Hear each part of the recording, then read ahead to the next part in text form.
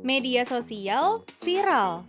Seringkali marketer itu cuma sibuk ngejar viralnya doang. Padahal in terms of social media, ada satu hal yang jauh lebih penting buat kita perhatiin. And it's about using it to build our branding. Yup, in this marketing talks, we're gonna talk about building brand perception through social media with the one and only Glenn Ardi, founder dari media Ngomongin Uang. Most of consumer itu spend karena emosi, dan emosi itu di drive-nya dari mana? Dari banyak elemen dan heavily influenced by the branding perception specifically, gitu sih. Ketimbang dia viral sebentar tapi nggak punya brand perception yang jelas, biasanya 1, 2, 3 tahun mati gitu. Nah, prinsip dasarnya adalah gimana caranya kita membuat orang kalau ngelihat logo kita, ngelihat brand kita, orang langsung mempersepsikan dengan karakter-karakter tertentu. Langsung seolah-olah kita menyuntikkan, dalam tanda kutip menyuntikkan nyawa ke dalam logo itu, ke dalam brand itu.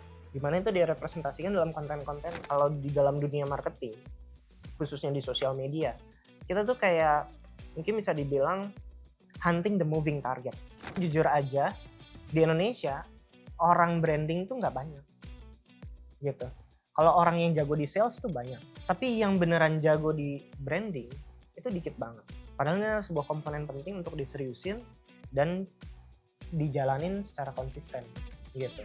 Eits, udahan dulu spill tipis-tipisnya. Sekarang, yuk kita langsung cari tahu aja emang gimana sih caranya ngebangun brand perception lewat social media. Satu yang pasti sih, jawabannya bisa lo temuin di video ini ya guys ya. So, just keep watching and enjoy!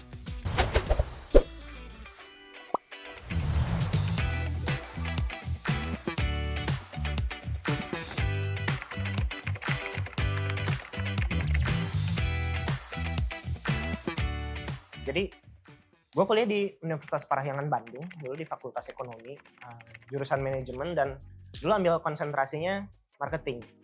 Jadi emang sebenarnya marketingnya kalau ditarik dari mana, sebenarnya udah dari kuliah gitu. It's like kayak 13-15 tahun yang lalu. Nah di situ ambil jurusan marketing pun, skripsinya pun tentang marketing. Waktu itu masih bahas tentang prinsip marketing mix-nya Philip Kotler. Kalau misalnya anak marketing biasanya itu jadi teori klasik lah. Orang mungkin mikirnya itu agak jadul ya, tapi itu jadi dasar teori yang jadi satu pakem yang akhirnya di branch out kemana-mana. Nah di situ gue mau mulai karir pertama ke Jakarta. Dari Bandung gue ke Jakarta, gue kerja di satu korporasi, ya gue sebut aja ya PT Astra Honda Motor. Waktu itu gue jadi staff marketing di situ. Jadi gue mulai awal karir jadi staff marketing, tapi ternyata itu nggak lama, sekitar mungkin 6 bulan lebih dikit. Waktu itu ada sedikit urusan keluarga, plus gue juga jujur aja dulu ngerasa kayaknya gue ternyata kurang cocok sama budaya korporasi gitu. And then gue mutusin kayaknya emang gue nggak cocok deh di dunia korporasi. Akhirnya gue switch ke sebuah startup namanya Zenius Education. Lagi-lagi gue ditunjuknya jadi marketing, maksudnya masih marketing staff. Cuma beda banget dulu gue di korporasi sama gue di startup. Bedanya adalah di korporasi semua SOP-nya udah jelas, ya kan, bahwa ini adalah sebuah sistem, lo tinggal jalanin aja, dashboard-nya udah lengkap, coba lo olah, lo interpretasiin, lo laporin. Nah waktu gue di Zenius, waktu itu di dunia startup, ketika gue nanya dulu ke bos gue, job desk-nya apa nih gitu, dia bilang nggak ada job desk sih, lu yang bikin job desk lu sendiri gitu. Terus wah serius nih, gue yang bikin kerjaan gue sendiri dong. Yes, coba lu explore secara kreatif gimana caranya lu bisa ngembangin brand ini, gimana caranya lu bisa ngejual produk ini. Nah dari situ jadinya gue ngerasa bahwa gue dapat kebebasan dong, gue nggak harus disetir lagi sama satu protokol atau prosedur yang jelas. Disitulah gue belajar marketing jadinya dari nol banget, dari yang mencoba bereksperimen marketing dari A sampai Z. Jadi setiap minggu ujung-ujungnya gue belajar topik baru sampai akhirnya gue di dunia digital marketing seenggaknya udah nyicipin satu-satu dari semua elemen aspek dari situ gitu.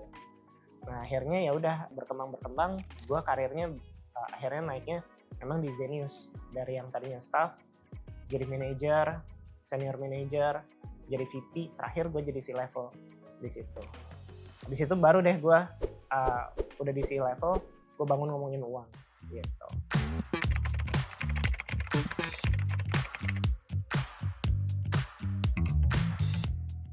Dari waktu gue di Zenius, gue waktu itu udah di C-level dan gue ngerasa udah 7 tahun di sana, udah lumayan mentok gitu. Di situ gue udah nggak bisa kemana-mana lagi, dan mungkin di situ ada kerinduan gue kepengen dong bikin brand gue sendiri gitu. Gue pengen bikin sesuatu dari perspektif gue sendiri, cara gue sendiri, dan dengan ya hal yang gue selama ini pengen aplikasikan, tapi mungkin karena ada keterbatasan satu dan lain hal belum bisa dilakukan, gue coba mau aplikasiin di brand yang gue ciptain sendiri. Itu satu.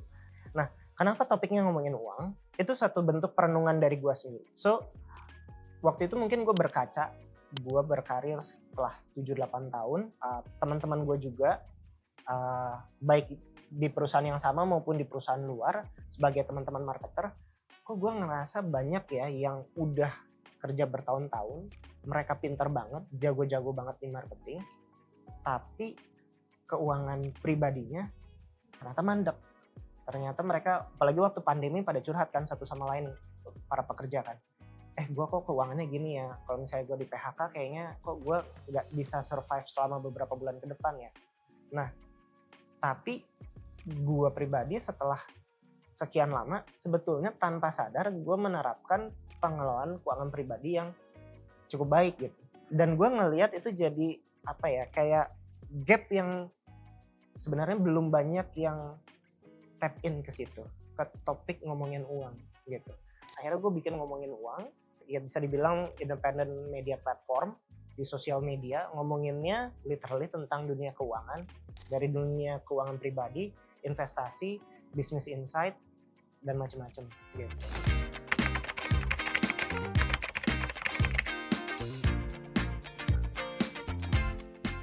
Jadi kan nama bukunya ngomongin uang menjadi kaya versi kamu sendiri. Bisa dibilang kalau ditarik, gue di ngomongin uang kita udah mencoba untuk mengedukasi market. Nah, di online kita selama 3,5 tahun pada saat itu gue ngerasa udah cukup efektif. Tapi kan gue beberapa kali ikut bakti sosial ya ke daerah-daerah. Nanyain tentang ngomongin uang, banyak yang nggak tahu. Banyak yang nggak tahu karena apa? Karena ternyata algoritma sosial media tuh nggak menjangkau ke situ, nggak menjangkau ke orang-orang yang ya di daerah atau yang biasanya nontonin topik-topik yang di luar dunia keuangan. Jadi gue ngerasa secara digital gue udah reach out ke orang-orang yang memang at least udah punya concern tentang dunia pengelolaan keuangan.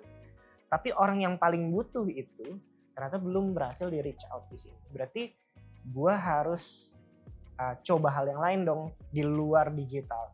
Dan buku menurut gue ini kayak pelengkap aja. Jadi salah satu alternatif jalur lain di mana gue bisa mengedukasi dengan baik di luar digital. Gitu. So that's a little bit background-nya sih. Well, udahan dulu part sekilas profilnya. Gimana kalau sekarang gue langsung bedah aja isi kepala seorang Glenn soal brand perception and social media. Yuk let's go! Hai Glenn, thank you ya udah main ke kantornya marketing. Thank you for having me. Oke. Anyway, mungkin langsung aja kali ya. Nih kalau dilihat-lihat sosok Glenn, pencapaian social media ngomongin uangnya impresif banget. Pengalaman marketingnya udah pernah di korporasi, pernah di startup.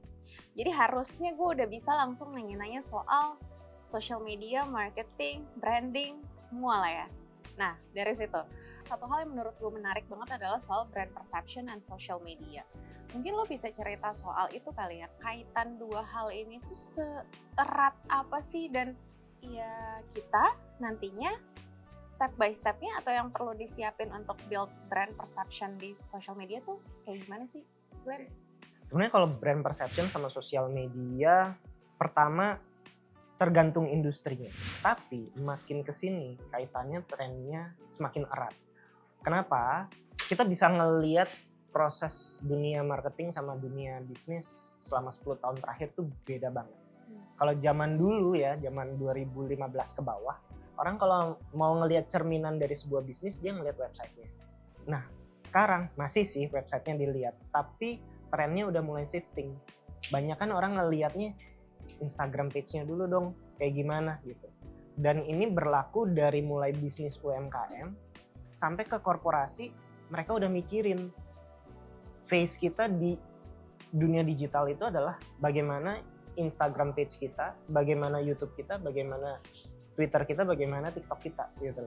Dan makin kesini itu menjadi magnet yang duluan dilihat bahkan daripada website.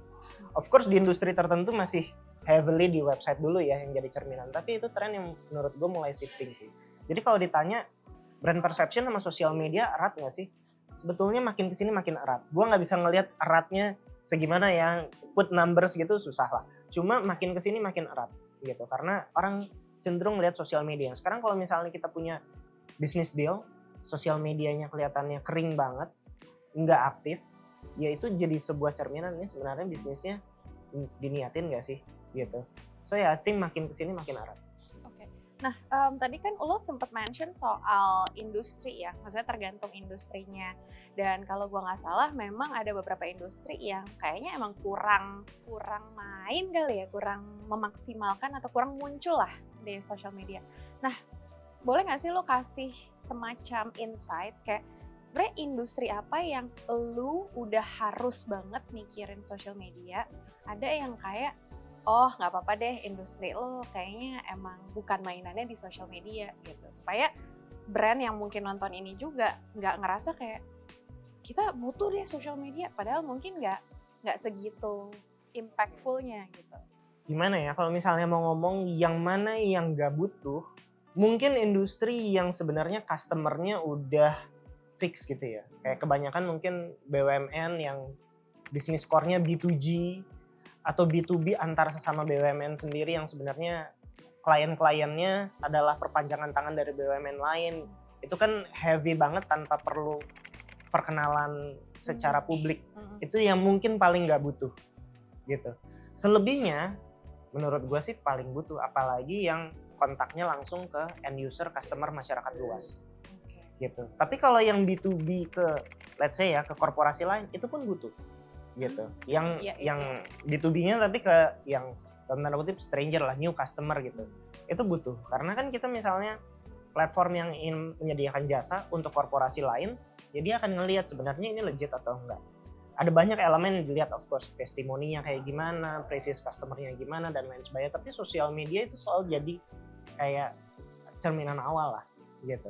Oke, mungkin masuk ke situ. Jadi kayak kita ngebahas sesuatu yang lebih general, advance, tapi juga mungkin bisa dikaitkan nih sama perjalanan ngomongin uang yang pencapaian basis audiensnya itu udah oke lah, gitu ya. Thank Nah, you, ada hopefully. bagus dong, malah kan kita ngeliat ngomongin uang jadi nggak dry gitu. Mungkin ada yang bisa di-share dari situ justru, dari study case ngomongin uang, insight-insight yang lebih general juga. Kayak sebetulnya dulu persepsi seperti apa yang ingin dibangun ngomongin uang, strateginya apa, terus ya itu, apa insight-insight yang kemudian bisa di-share ke orang-orang yang mau build the brand perception through social media. Oke, sebenarnya kalau ngomongin prinsip dasar dulu ya, prinsip dasar kalau misalnya kita mau bangun sebuah brand, itu satu yang mungkin jarang banget orang-orang lakukan adalah harus disepakati dulu sama seluruh tim dan ditulis gitu, bahwa sebetulnya branding yang mau kita capai itu yang mana nih, karena brand karakter kan macam-macam. At least kalau my personal rules itu sebaiknya kita pilih 3 karakter. 3 karakter itu bisa jadi macam-macam, dan branding kita kan dari berbagai produk bisa macam-macam. Misalnya ya, brandingnya tuh pengen profesional, terpercaya, korporat banget misalnya ya, atau kepengen justru lebih informal, lebih ceria, lebih colorful, atau justru gue kepengen brandingnya lebih misterius misalnya, lebih laki gitu, atau justru feminim banget. So itu kita combine, let's say 3, and then kita proyeksikan itu di seluruh marketing communication channel, di copywriting kita, dari bagaimana kita menyampaikan sesuatu, gaya bahasa yang diterapkan, sampai visual yang diterapkannya, videonya, colornya, pilihan fontnya, itu bisa di kemana-mana gitu. Dan di situ dulu yang core prinsipnya. Nah kalau ngomongin uang gimana, sebenarnya sederhana sih. Dulu waktu gue bangun ngomongin uang pertama kali ya, gue ngeliat landscape dunia media finansial pada saat itu, kebanyakan ambil approach-nya tuh profesional, ambil approach-nya korporasi banget. Kan ngomonginnya kayak numbers, quite complicated, bahasanya di profesional, bahasa tinggi lah. Karena mereka yang menunjukkan kapasitasnya yang memang udah paham mendalam soal dunia keuangan. Gitu. Most of the brand kayak gitu. Nah, sehingga akhirnya waktu gue bikin ngomongin uang, gue kasih sentuhan yang lain. Makanya di situ ada maskot. Color yang gue pakai juga lebih ceria lah dibandingkan yang mungkin biasanya tone-nya lebih doff, lebih monokrom dan lain sebagainya. Gue bikinnya lebih colorful gitu. Dan gaya bahasanya juga gue nggak pakai bahasa langit ya, gue pakai bahasa yang membumi supaya orang-orang di tongkrongan yang di warung kopi bisa baca dan paham gitu loh. Nggak cuma orang-orang di dunia profesional yang udah pinter-pinter doang yang ngerti tentang dunia keuangan. So ya itu sedikit glimpse ngomongin uang waktu approach gue pertama. Makanya mungkin sekarang kalau disandingin ngomongin uang sama teman-teman media keuangan yang lain, jadinya beda sendiri gitu, dengan approach yang beda gitu. Nah sebenarnya marketer juga bisa mengaplikasikan prinsip ini dengan perspektif yang beda-beda. Bukan berarti semuanya harus pakai kartun, semuanya harus pakai cara yang seperti itu, enggak. Balik lagi sebenarnya ke strategi masing-masing. Kalau misalnya memang kita kepengen kasih approach yang profesional, korporasi bisa dipercaya, lakukan itu. Dan memang ada customer yang memang membutuhkan vendor-vendor yang bisa dipercaya dengan aspek-aspek seperti itu gitu. Mungkin itu sih kalau dari gua. Oke, BTW menarik deh. Tadi gue menangkap kata-kata kepengen memberi sesuatu yang beda, sentuhan yang beda, approach-nya beda gitu ya. Tapi how you ensure kalau media finansial yang seperti ini itu akan mendapatkan audiens yang memang suka gitu. Jadi kayak bisa menemukan audiens yang bukan yang malah nggak dipercaya gitu kan. Gimana sih lo memastikan diri lo gak apa-apa lah kita pakai cara ini? Iya. Sebenarnya kalau dalam dunia marketing itu kita dalam toolsnya nggak benar-benar semuanya harus measurable dari awal ya. Oke. Jadi sebenarnya itu kombinasi dari casual research dan intuisi. Ujung-ujungnya gitu. Jadi orang dunia marketing nggak semuanya harus kayak akuntansi gitu ya. Semuanya terukur banget dan lain sebagainya. Ketika kita mulai ada kalau bisa dibilang tuh educated guess. Jadi kita dalam tanda kutip menebak, tapi sebenarnya punya dasar acuan yang kuat dari intuisi, dari pengalaman. Jadi kita ngelihat bahwa kayaknya ini banyak customer yang nggak ke-serve di sini, baik secara B2B maupun B2C, dan pemainnya belum banyak yang main dengan approach kayak gini. Kita coba, kita running, kita piloting setelah beberapa bulan, ternyata attract, berarti kita berani invest lebih banyak lagi untuk makin ngegulung gitu. Karena dunia entrepreneurship, dunia marketing banyak pakai intuisi, kita coba piloting nggak berhasil ya stop gitu. Daripada uang terkuras terlalu lama, terlalu banyak, stop, kita coba lagi premis baru, hipotesis baru, kita cobain lagi, teruji atau enggak. Begitu teruji, kita suntikin dana lebih banyak sampai akhirnya berhasil. Somehow kayak gitu ya. Jadi mungkin agak kombinasi antara being analytical sama sedikit intuisi juga. Tapi akhirnya yang lo lakukan di ngomongin uang atau mungkin dulu di Zenius pasti udah mulai membentuk brand perception lewat strategi social media juga dong dari pasti Zenius. Nah, apa yang lo lakukan di situ dengan menggunakan intuisi most likely berarti berhasil ya? Iya, sebenarnya kalau intuisi itu langkah pertama ya, langkah pertama. Tapi along the way kita kan pasti menguji apa yang kita lakukan. Nah, mengujinya harus sedikit measurable, itu lebih measurable gitu, jadi lebih terukur gitu. Kita mengujinya secara berkala lah. Apalagi gini, kalau di dalam dunia marketing, khususnya di sosial media, kita tuh kayak mungkin bisa dibilang hunting the moving target gitu. Jadi kita kayak bayangin kalau hunter buruan kita bergerak terus, algoritma sosial media bergerak terus, tren bergerak terus. Di sosial media apa yang works 2 tahun lalu belum tentu terjadi sekarang, atau bahkan yang works setahun yang lalu, 6 bulan yang lalu belum tentu terjadi sekarang. Jadi itu jadi kayak secara kontinu ya improve dan coba evaluasi terus menerus dengan tempo yang cukup singkat gitu. Kayak gitu sih approach-nya.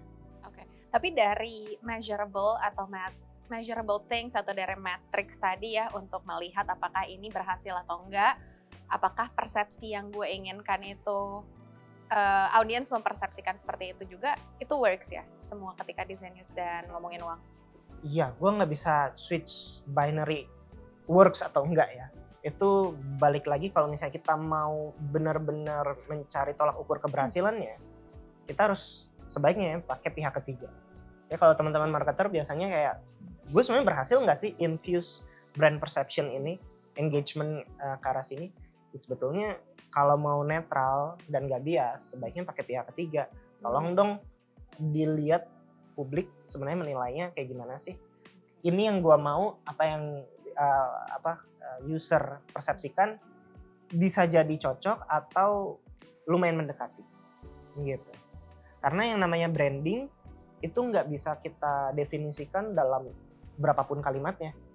Branding itu kalau misalnya kita ngomongin definisinya, gue suka definisi sama Jeff Bezos dulu pernah bilang, simpelnya branding itu adalah apa yang orang lain omongin tentang kita waktu kita nggak ada di ruangan itu. Itu juga terjadi dalam branding sebuah bisnis, sebuah produk gitu.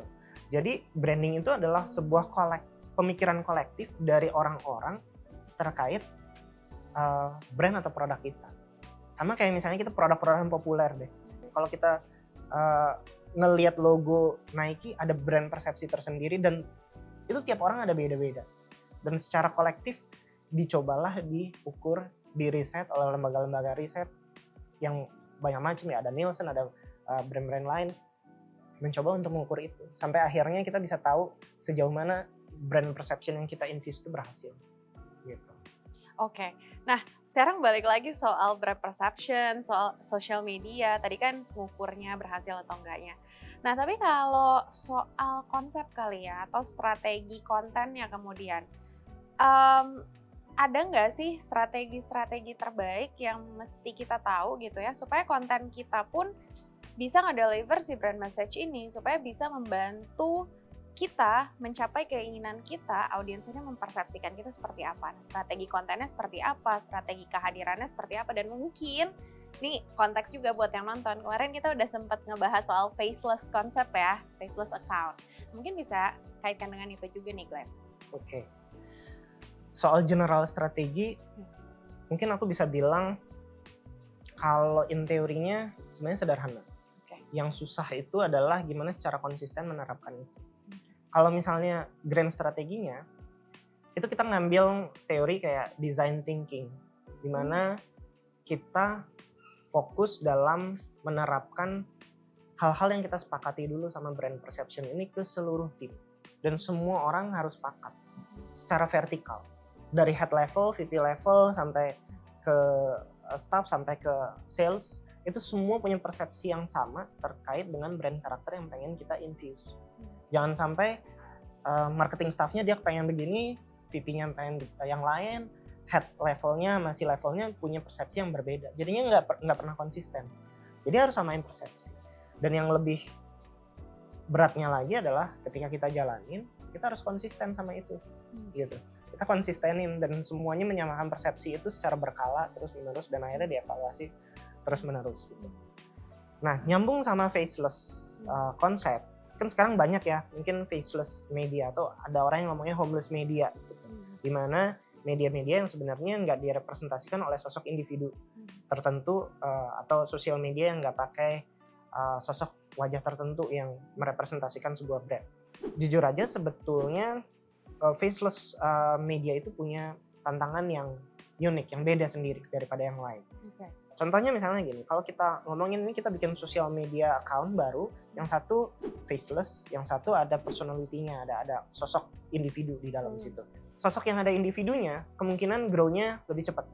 Kenapa? Karena sosok individu ada banyak banget yang bisa dieksplor.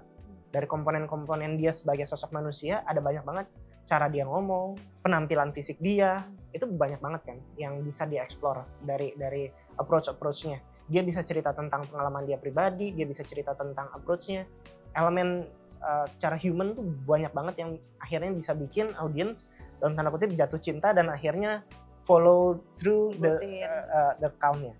Nah, faceless media gimana caranya dong kita bisa seperti itu? Kalah dong sama sosmed ada manusianya gitu.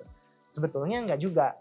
Kenapa? Karena in the long run faceless media itu bisa lebih punya konsistensi dan nafas yang panjang. Kenapa? Karena kalau yang ada sosok personality-nya, namanya manusia kan bisa capek. Dia bikin konten setelah 2-3 tahun keempat dia udah jenuh gitu. Udah bingung lagi apa yang mau dieksplor. Dia bisa sakit, dia bisa sorry to say misalnya dia terlibat skandal tertentu atau hal PR krisis tertentu, akhirnya seluruh brand yang dibangun ikut terdampak. Ya kan? Tapi yang faceless konsep itu dia lebih punya longevity lah gitu. Tapi triknya adalah gimana caranya orang bisa jatuh cinta, tertarik sama faceless itu. Nah, prinsip dasarnya adalah gimana caranya kita membuat orang kalau ngelihat logo kita, ngelihat brand kita, orang langsung mempersepsikan dengan karakter-karakter tertentu. Langsung seolah-olah kita menyuntikkan, dalam tanda kutip menyuntikkan nyawa ke dalam logo itu, ke dalam brand itu. Dimana itu direpresentasikan dalam konten-konten, misalnya kontennya lucu banget ya, lucu banget, bikin ngakak terus dan lain sebagainya. Ujung-ujungnya kan kita jadi mengasosiasikan, kalau gue ngelihat logo ini, gue ketawa mulu, gue langsung tanpa sadar tuh mengasosiasikan, gue percaya kalau dia yang bikin konten tuh lucu banget deh, engagementnya tinggi dan lain sebagainya gitu. So that's ujungnya triknya ya. Yang satu personality dia lebih cepat, tapi yang satu lebih mainnya long term gitu. Dua-duanya bagus, dua-duanya punya keunggulan, kelebihannya masing-masing gitu. Tinggal kita mau pilih yang mana aja. Oke, ada kira-kira bisa kasih gue 2 atau 3 practical tips nggak untuk, kan tadi lo bilang ya gimana caranya si orang ngelihat akun kita, si faceless ini ada tetap emotional touch-nya gitu, tetap jatuh cinta. Nah, coba caranya gimana? Nah, boleh kasih 2-3 practical tips nggak? Apakah pakai meme atau apa gitu? Again, kalau dari gua sih, yang main banget kalau spesifik ya sosial media, yang main banget tuh adalah si copywriter sama si desainer. Dia harus jadi sosok, entah dia satu individu atau 2 individu yang benar-benar menyatu sama brandnya gitu. Dan dia bisa punya satu persepsi yang benar-benar kuat banget. Nah, gimana caranya melakukan itu? Salah satu praktikalnya dari gue adalah lu punya referensi dulu. Dan lu sering-sering nontonin referensi. Misalnya, referensi gue adalah misalnya YouTube channel di luar negeri sama Instagram channel di luar negeri, ini apa segala macam. Gue follow akun-akun itu. Gue minta anak desainer sama anak copywriter follow itu. Dan jadiin itu adalah referensi hariannya mereka. Benar-benar itu ke-infuse cara dia berkomunikasi, dikombinasiin. Akhirnya kita bisa meramu dengan cara kita sendiri. Sebab kalau misalnya kita udah ngomongin, oh lu harus lucu, harus ini, sampai segala macem. Hari ini berhasil, postingan 3 hari lagi garing lagi. Ya kan, postingan nanti lucu lagi, nanti garing lagi, dan lain sebagainya. Tapi kalau misalnya kita memang udah feeding our brain with the right reference, itu akhirnya nyatu ke semuanya gitu. Akhirnya desainer bukan cuma gua melakukan itu berdasarkan skrip atau berdasarkan instruksi, tapi itu udah jadi bagian dari apa yang dia masukin ke otak dia tiap hari.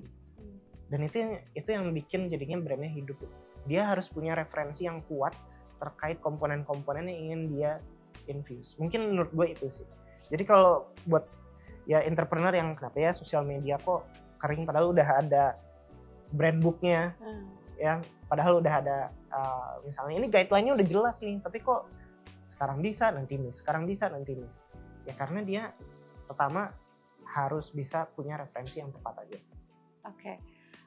Kenapa tadi gue nanya kayak gitu? Karena kan gue jadi tiba-tiba keingetan satu akun TikTok, gue nggak tahu lo aware apa enggak, yang mana dia bikin kontennya tuh kartu kredit terus ngomong gitu. Tahu nggak gitu. sih? Ada nggak dari industri perbankan tuh?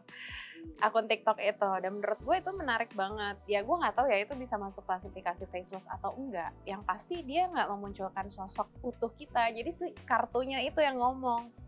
Nah, menurut gue yang bikin orang tuh kadang suka terbebani adalah gimana ya kita bisa akhirnya merumuskan konsep yang sedistinktif itu gitu.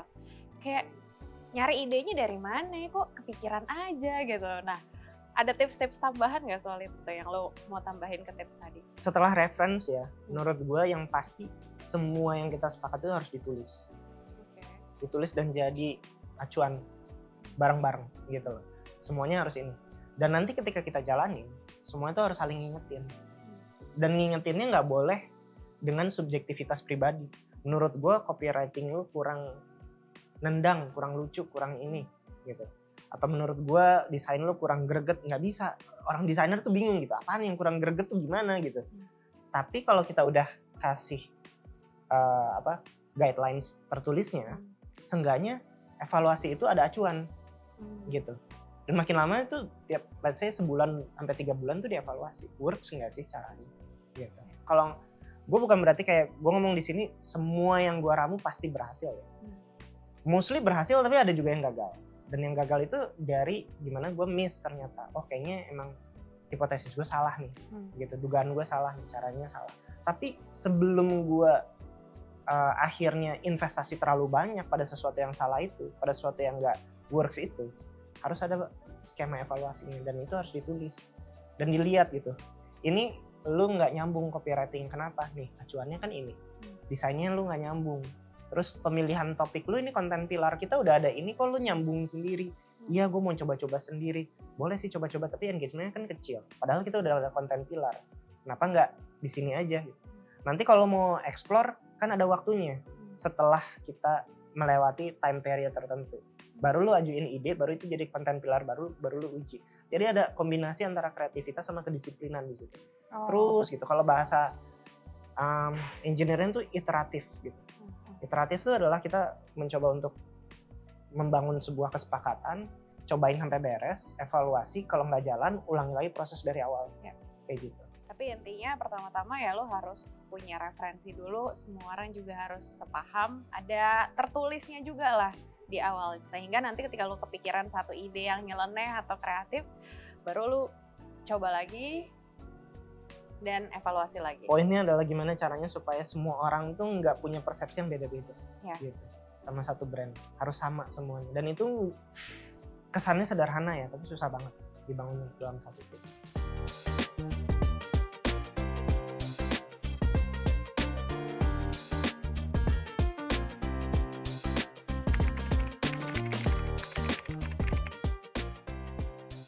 Sebenarnya awalnya aku pikir Kaglan itu kayak orang yang pebisnis, bos yang hanya fokus ke bisnis dan entrepreneurship aja gitu. Tapi ternyata setelah aku kerja sama Kaglan, aku jadi tahu ternyata Kaglan tuh benar-benar memahami bagaimana cara membuat konten, cara mendesain, cara copywriting-nya seperti apa, punya banyak banget ide-ide yang out of the box yang mungkin orang lain nggak kepikiran gitu. Dan benar-benar terjun langsung untuk membimbing setiap timnya. Jadi menurut aku Kaglan itu bukan seperti bos yang hanya fokus ke bisnisnya aja, tapi benar-benar memahami sampai detail-detail ke dalamnya gitu.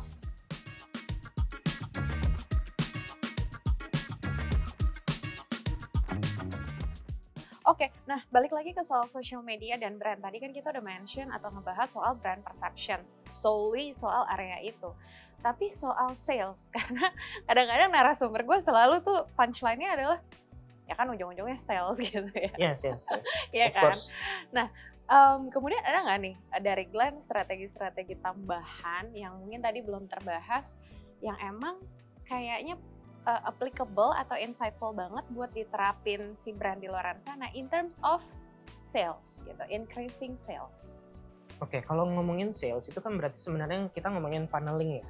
Dan funneling tiap industri, tiap produk tuh beda-beda. Sales itu kalau misalnya ngomongin bahasa teorinya itu adalah kita harus kenalan dulu sama sosok produk ini, harus ngerasa connected dulu, nyambung, ngerasa sebenarnya kita butuh gitu. And then kita ngerasa orang di balik itu ternyata terpercaya, tim di balik itu terpercaya. Dan kita ngerasa harganya juga make sense dari apa yang dia tawarkan dengan apa yang kita bisa approach gitu. Akhirnya terciptalah sales gitu. Jadi kalau ngomongin sales itu adalah gimana caranya tiap funnel itu kita bedah secara horizontal. Ini activity-nya di atas apa sih? Brand awareness untuk kita menyuarakan produk kita, menyuarakan adanya diri kita ke publik luar, dan akhirnya menegaskan ke bawahnya, menegaskan sebenarnya produk yang kita tawarkan apa, supaya mereka masuk ke stage berikutnya, mereka lebih consider lagi sampai akhirnya mereka ngerasa connected dan lain sebagainya. Dan dari funnel itu tiap industri pasti punya jalur activity yang beda banget gitu. Dan ini kalau misalnya gue bilang ya, kalau dunia marketing itu sama-sama misalnya dia udah pengalaman 10-15 tahun. Tapi dua industrinya beda. Yang satu industrinya grounded banget, orang lapangan banget, yang satu orang digital banget. Ilmunya tuh benar-benar yang satu ke selatan, yang satu ke utara gitu. Beda banget gitu. Walaupun udah sama-sama levelnya tinggi, misalnya VP atau head level marketing. Tapi yang satu misalnya di fast moving consumer goods, yang satunya lagi di digital advertising. Dia yang satunya taunya gimana distribution channel, omni channel, converting ke salesnya. Dia ngelihat sales ini satu peta Indonesia, gue udah hafal banget dari Sabang sampai Merauke. Produk ini lebih laku di daerah mana, kota apa, toko apa, dan produk ini lebih laku di toko apa dan seterusnya gitu loh. Jadinya ujung-ujungnya semua distribution channel dan lain sebagainya menyesuaikan sama what works di grounded level itu. Di digital itu beda lagi, matrix-matrixnya udah beda kan, conversion rate-nya beda. Gimana kita tembak semuanya berdasarkan parameter-parameter digital, click-through rate dan lain sebagainya. Orang lapangan mana tahu apaan tuh click-through rate kan gitu. Gimana caranya kita measure ads budget yang kita kasih itu, kita spend itu benar-benar punya return on investment yang bagus gitu. Itu semua makanan sehari-hari orang digital marketing. Orang yang 15 tahun di lapangan nggak tahu, padahal sama-sama marketing.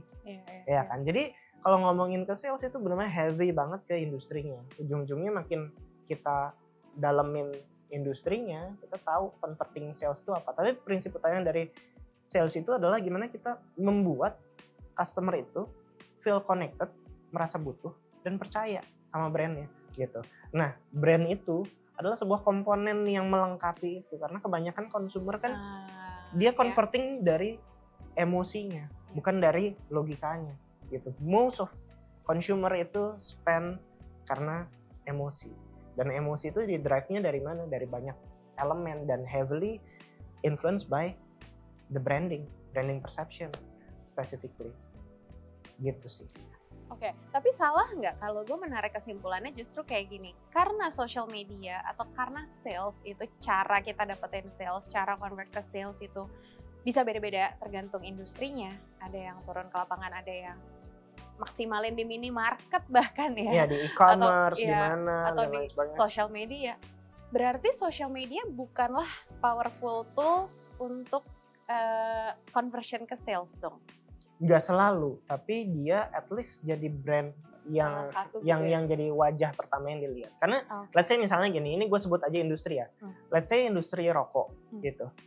Lu pernah ngelihat sosial media presence-nya nggak sih? Nggak sadar, Gitu kan? Iya kan? emang nggak ada ya? Ya mungkin ada, tapi dia nggak mainnya di situ gitu loh. Kita ngelihat misalnya brand rokok kan pasti dia mainnya di mana sih? Di billboard, di balik semua Indomaret dan Alfamart itu kan itu areanya mereka. Dia tahu bahwa jutaan pasang mata itu ngelihat iklan rokok bukan di sosial medianya, tapi di billboard di belakang Indomaret, Alfamart.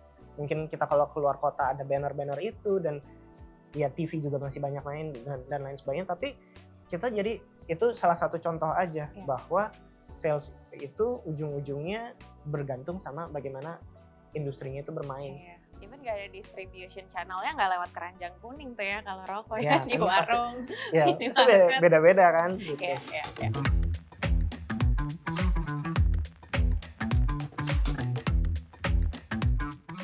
Anyway, kita masuk nih, udah jalan-jalan pertanyaan terakhir nih. Mungkin gue mau nanya soal challenge kali ya.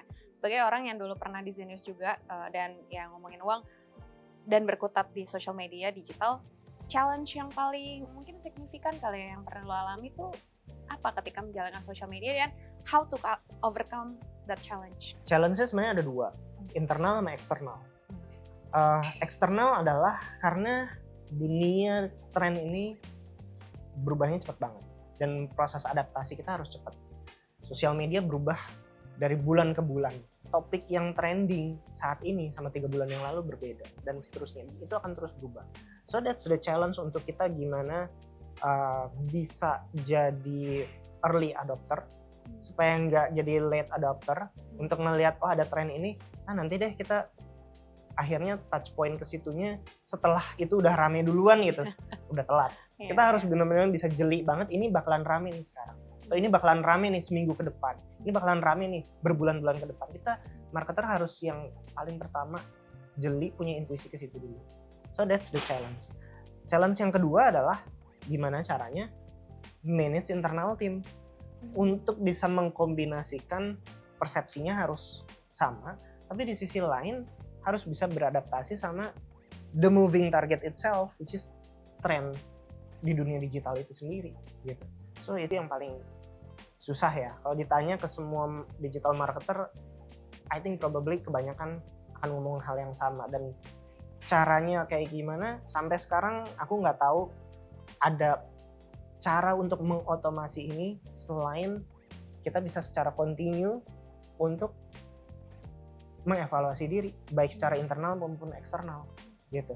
Ini sesuatu yang kayak bukan pabrik gitu, kayak dia udah ada ban berjalannya, udah ada supply chain-nya, kita tinggal pencet tombol, kita ngawasin inputnya sekian, ada proses outputnya sekian. Ini adalah sesuatu yang ekosistem yang terus bergerak. Jadi challenge-nya adalah terus berubah. Orang marketing yang udah senior tapi udah absen lama di market, balik lagi dia harus belajar lagi. Udah beda banget gitu. Orang yang dulunya misalnya jago banget di SEO, dia absen 3-4 tahun, SEO-nya udah berubah lagi. Sekarang misalnya challenge SEO sekarang udah kalau googling aja udah ada AI-nya kan. Itu huge challenge buat orang SEO. So ya itu bedanya internal sama eksternal. Bahkan sekalipun lu udah nyemplungnya ke topik finansial, ilmu marketing lo sendiri masih terus di ini ya, develop ya mau nggak mau.